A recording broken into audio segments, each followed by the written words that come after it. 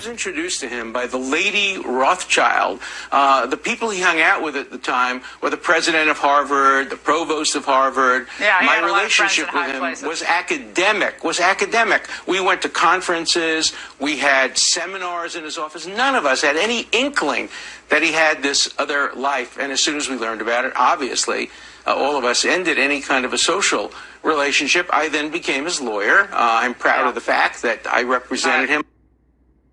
So we're supposed to believe that all of these high-level Edomites who are tied to Jeffrey Epstein, even the White House, had no ties to the behaviors of Epstein in trafficking and molesting children. Right? Birds of a feather flock together, man.